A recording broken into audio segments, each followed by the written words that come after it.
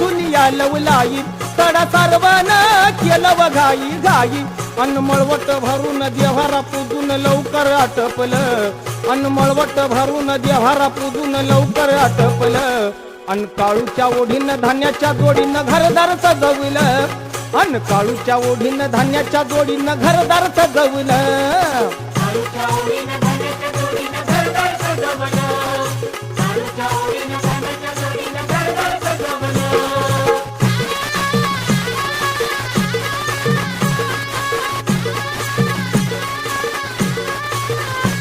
गावा जाईना वाटल मांढर गावा